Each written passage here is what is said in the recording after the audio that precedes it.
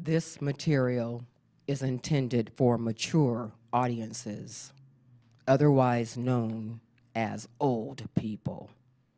Grandparental guidance is suggested. Welcome to CMAC'n Live from Fresno. I'm your host for this evening. I'm Marlene Cannon. Jones is my middle name. So I have to keep up with me. Woo! Today, I've been 54, I forget, a couple of weeks now. And now that I'm older, those commercials on TV kind of hit a little closer to home. They say things like, ask your doctor. Ask my doctor what? How much to charge me for diagnosing and treating myself? Jeez, how much to charge me? I should charge myself and him too, considering I have to go through MedMD, look through diagnosis books. I almost use some terms that are in the field, but I won't do that to you out there. I just can't get past the commercials. First of all, I have to see this commercial, figure out what it's for, and then ask my doctor? Shouldn't he have a file or something? I gotta ask him? Those commercials. They tell you what kind of shape our medical system is in. Because when the commercial starts, it starts off, ask your doctor if blow your ass out of your eye is right for you. Ask him, again, shouldn't there be a file? But then, near the end of the commercials, that's when they start running down the warnings. Warnings? Okay, and they start gently. Use of blow your ass out of your eye has been reported to cause rash, hives, swelling of face, mouth, and tongue, difficulty breathing. Well, yeah, you're gonna have difficulty breathing if your tongue and mouth are swelling. Yeah, that's gonna be difficult. And then it goes on to say, ask your health professional. What happened to my doctor? Ask your health professional if blow your ass out of your eye is right for you. No. It may cause thyroid problems, bone thinning, osteoporosis, weakness. Wait a minute, weakness? I'm gonna get weakness? I'm trying to get better, I'm gonna get weakness? I would much rather have a stranger buy me a drink in a bar and say, oh, you want me to get you a drink? Here, just a second.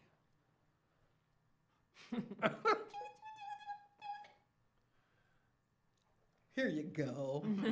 I'll go, is this blow your ass out of your eye? No? Okay. That tastes kind of funny. Hey, could you be another one of those? And don't be stingy, baby. Ooh, I'm safer. I am safer. And then it goes on to say, let your care professional know if you will be with infants or people with immune deficiency disorders. Do not take blow your ass out of your eye if you are pregnant or planning on becoming pregnant. It's like, oh, no. I am gonna pass on that blow your ass out of your eye medication.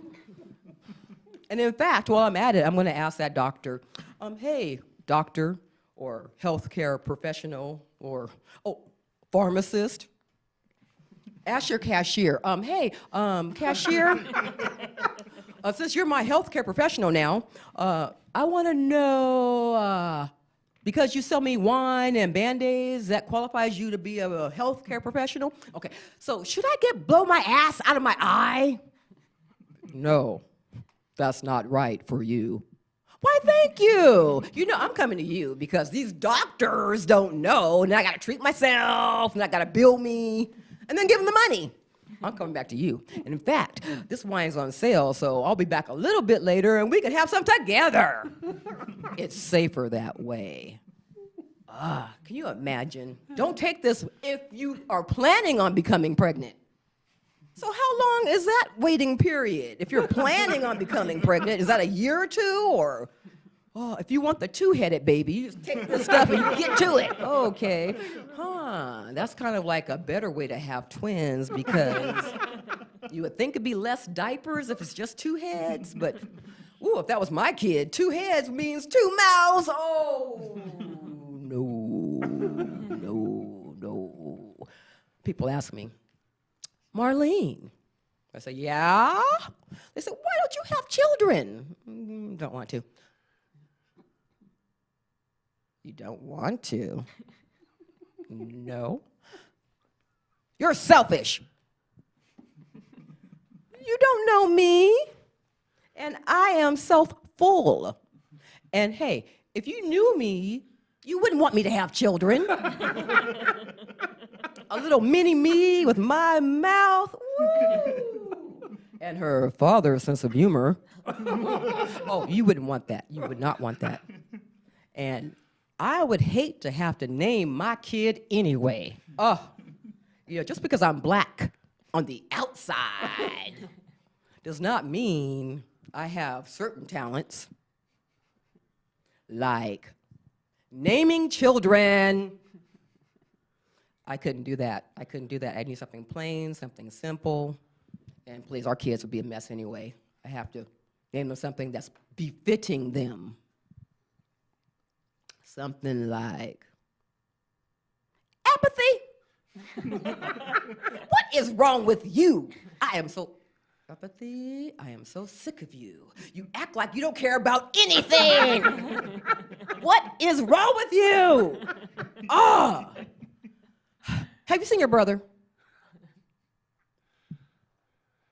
Have you seen your brother?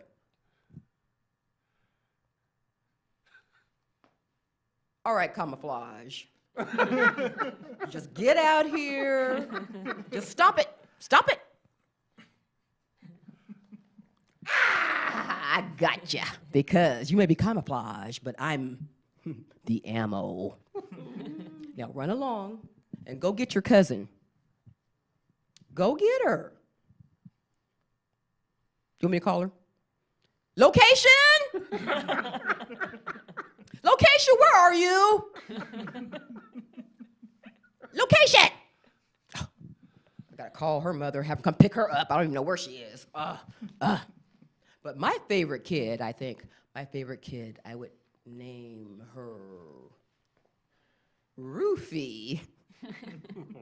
Yeah, she'd be nice and mellow. She would be my favorite. It's like, Roofie, let's go out shopping for school clothes. Come on. Come on, Roofie. Okay, come on, Roofie. We're going to go shopping. Come on. Okay. And you're really going to like it. You're sliding. It's okay. Here, let's prop you up. Prop you up, Roofie. You are my favorite. Here, try this on.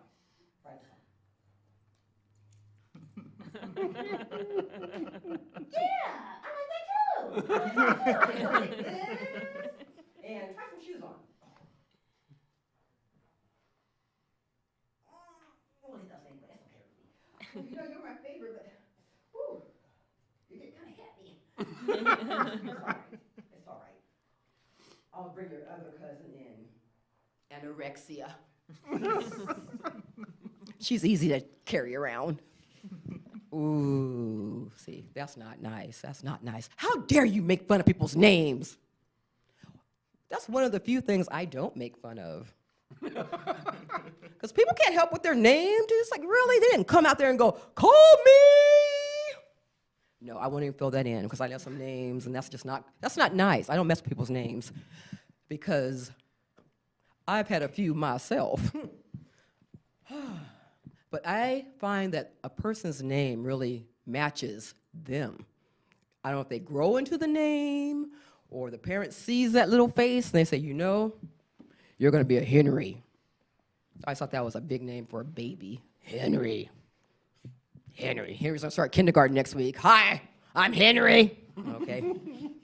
Hi, Henry.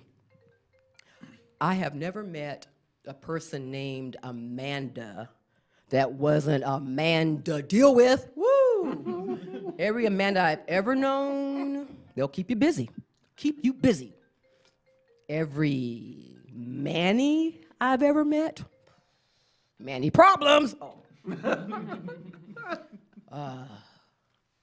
I'm so old now. How old am I? Okay. I'm so old that I actually know people named Dick. But lucky for me, I'm still young enough to find that funny. So I was sitting at this gallery and working in there. This guy comes in, another member, and he says, "Hey, have you seen Dick?" So of course I stifle my face and I say, "No, not lately. If he shows up, I'll be sure to let you know." It's like, okay. Well, you just tell Dick I said hi. Now that's just messed up, because I remember when I first met Dick, he said, "Hi, I'm Dick." "Hi, pleased to meet you." He thought I just had a friendly smile, but he didn't know I was in there going, "His name is Dick! His name is Dick!" Why would you do that? Why not say, "Okay, call me Richard, call me Rick, call me Rich"? So I'm not sure when that was in favor that it would be all right. People say, "Hey, no, don't call me Richard, call me Dick." "Yeah, call me Dick." And I wonder if Dick was so aggressive that people changed the definition. They said, here comes this guy. He's a real dick. But his name is Jerry. Oh, okay.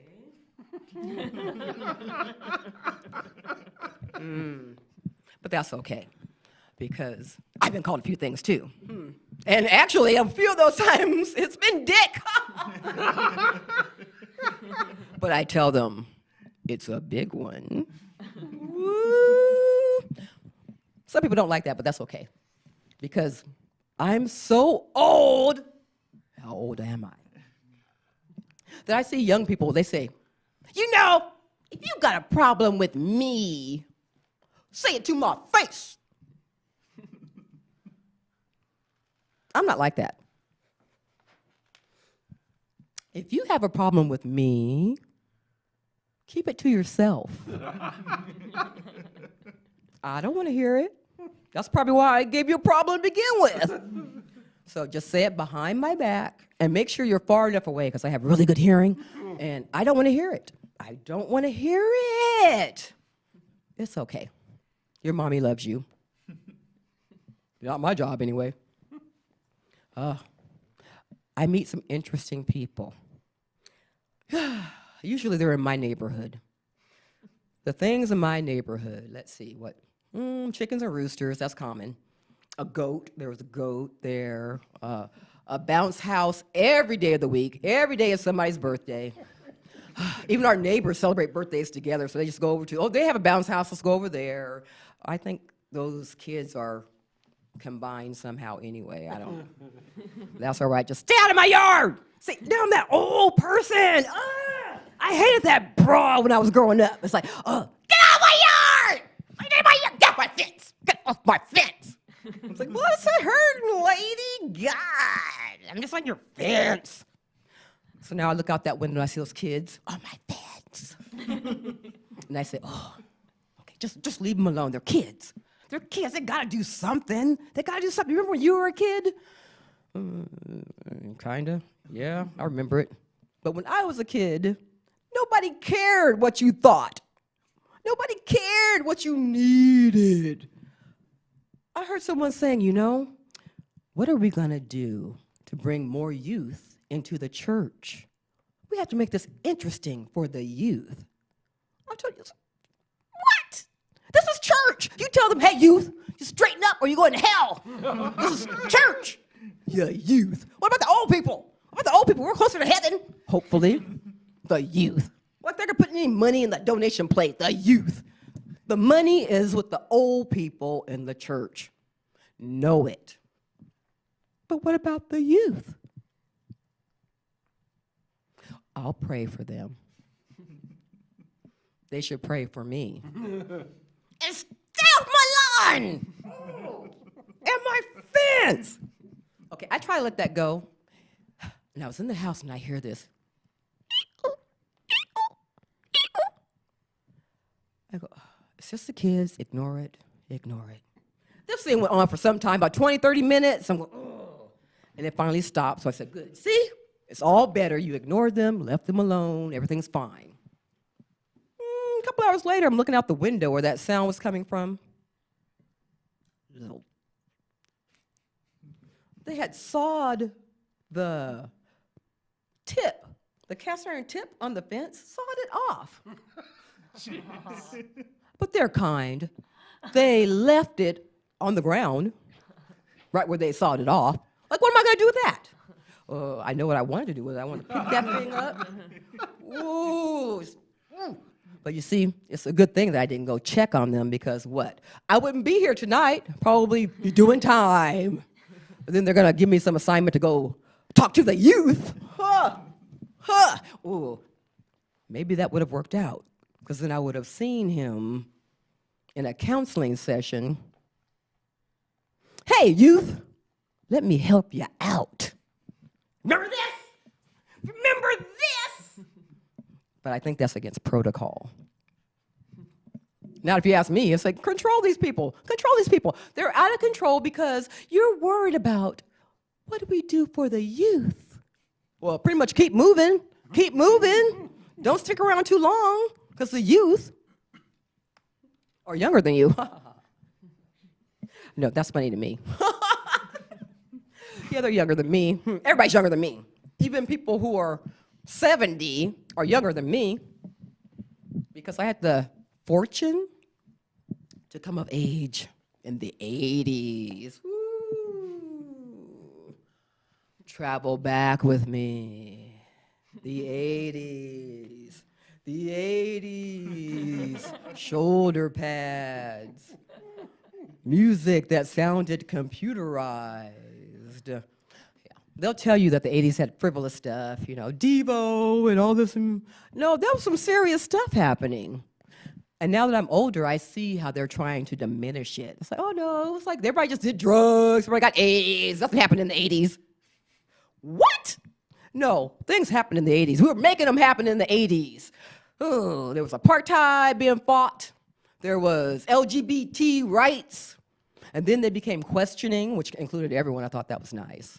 Oh, people were out there fighting and kicking because they are the children of the 70s. They were the children of the 60s. So if they happen to survive, and they were around in the 80s when I was around, we were fast, dear, close friends. Oh. So today, when I see a 70-year-old person, that's almost all I can do to keep them laughing. Because, you know, they probably have kids, 2 or 3 ex-wives, ex-husbands, and they're, oh, little white hair. But I go, yeah, right, Studio 54, acid, sex parties. Oh, I'm 70. Pfft. And I know I can't keep up with no 70-year-old. I went to the blues festival, and this woman, oh, hi, I'm like 80 next month. I go, oh, cool. Cool, 80. And she goes, yeah, what about you? What are you doing? I don't know how old I was then, but it's like I'm waiting in line for the bathroom, having my beer, whatever number that was. And she goes, well, cool, why don't you come up with me to the front of the stage and we can party? I said, oh, no, I can't keep up with you. And she had already had a hip replacement. I said, oh, you're moving that fast and you had a hip replacement? Just let me have my beer, please. Let me have my beer. And she goes, why? You don't want to come with me? I'm not going to do anything. I go, you're going to do all the stuff you've always done, like walking around and up hills and stuff. Because once you get a remote, that doesn't appeal to you anymore. No. See, when I was growing up, I was the remote. When there was a fuzzy picture, hey, go over there.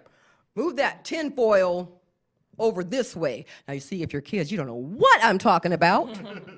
And that's okay, because I could stand there as long as I had to.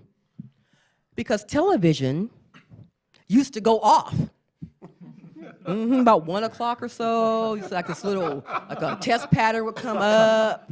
And then you get the, you go, I am such an American. I would always stand up and go, oh, sick on you. And I would be touched with that flag waving, and sometimes they had the eagle soaring in slow motion. And I would go, I'm so proud to be an American, to have this opportunity. And then I hear, get in that bed! What is wrong with you? What are you doing up at this hour? Get in that bed! And I would wait for the very last thing.